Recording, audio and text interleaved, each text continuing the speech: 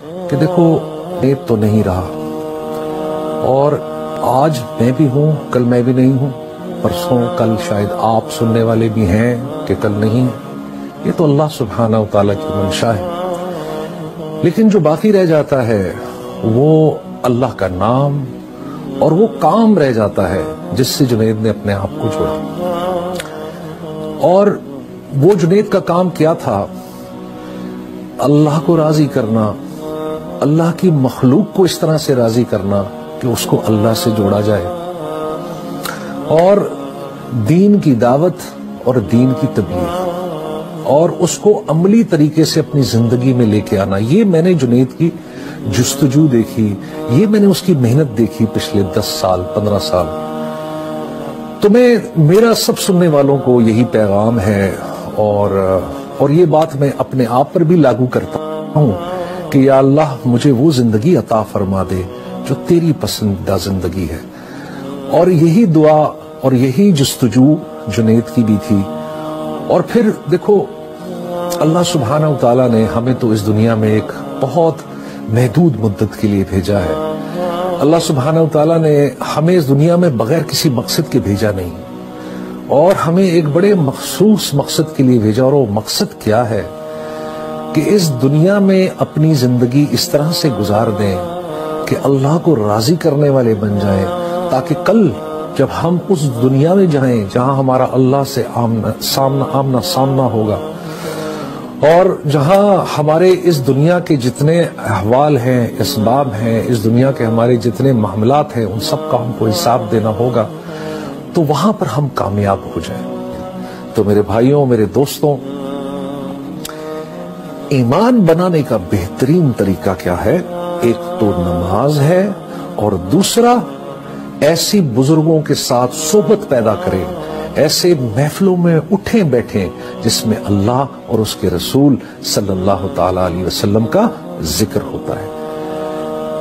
یہ یہاں سے جب ہماری شروعات ہوگی تو آپ یقین کریں، یہ میں نے جنید کی زندگی میں بھی دیکھا، یہ میں نے اپنے بہت سارے دوستوں کی زندگی میں دیکھا، یہ میں نے کم و پیش تھوڑا بہت اپنی بھی کوتاہی والی زندگی میں دیکھا کہ جب آپ اس چیز کا ارادہ کر لیں تو پھر اللہ آپ سے احسان کا معاملہ شروع کر دیتے ہیں۔ آپ کے لیے ہر چیز آسان بنا دی جاتی ہے، اور سب سے پہلا جو آپ کو اس کا اجر ملتا ہے وہ کیا ملتا ہے؟ اللہ تعالیٰ سکون قلب عطا فرما دیتے ہیں۔ دیکھو آج کل کے دور میں ہم سارے کتنے پریشان ہیں، ہر کوئی اپنی اپنی زندگی میں دوڑ رہا ہے، کسی کو دیکھو کسی کے پاس وقت نہیں ہے، ہر کوئی اپنی اپنی پریشانی میں ہے۔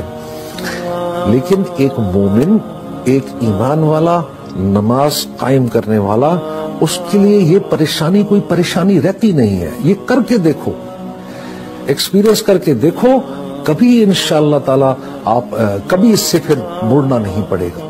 کیا؟ نماز قائم کرو، کیونکہ نماز کے بغیر ایمان کوئی نہیں ہے۔ دیکھو ہم سارے جانتے ہیں کہ نماز پڑھنا بہت ضروری ہے، لیکن پھر کیا وجہ ہے کہ ہم میں سے کوئی نماز قائم کرتا ہے، کوئی نماز قائم نہیں کرتا؟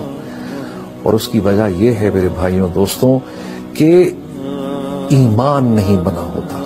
جیسے میں آپ سے کہہ رہا تھا، اس نے اپنی ساری زندگی اس چیز پر لگائی کہ اللہ کو راضی کرنا ہے۔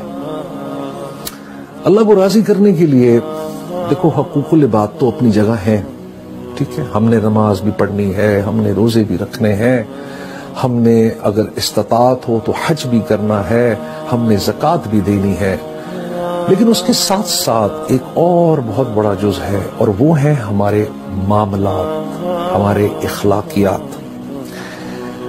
جنید کو میں نے بڑا اس اخلاقیات اور معاملات کے معاملے میں اس کو میں نے بڑی محنت کرنے والا پایا ہے۔ اور کیا تھا؟ وہ کوشش کرتا تھا کہ جو اس سے توڑے وہ اس سے جوڑنے کی کوشش کرتا تھا، جو کوئی اس کا حق مارے وہ اس کو اس کا حق دینے کی کوشش کرتا تھا۔ کئی دفعہ میں نے ایسے دیکھا جنید کے ساتھ کہ کسی نے اس سے سختی سے بات کی، چپ ہو جایا کرتا تھا، کہتا تھا یار تم شاید صحیح کہہ رہے ہوگے۔ وہ پھر اگلے کو خود ہی ریلائز ہوتا تھا کہ یار یہ تو بات جنید صحیح کہہ رہا ہے، غلطی میری ہے. پھر آ کے وہ معافی مانگا کرتا تھا. جنید کیا کرنے کی کوشش کر رہا تھا؟ جنید آپ جناب صلی اللہ تعالی علیہ وسلم کی سنت کو زندہ کرنے کی کوشش کر رہا تھا. اور ہمارے نبی کی سنت کیا ہے اور ہمارے دین کی تربیت کیا ہے؟ ہمارے دین کی تربیت یہ ہے کہ ہمارے اخلاق ہمارے آس پاس کے لوگوں سے، جس میں ہمارے ماں باپ ہیں، ہمارے بھائی بہن ہیں، ہماری اولادیں ہیں، ہمارے رشتہ دار ہیں، ہمارے کاروباری ساتھی ہیں، ہمارے دوست ہیں، ان سب کے ساتھ صلہ رحمی اور نیکی کا معاملہ رکھنا ہے.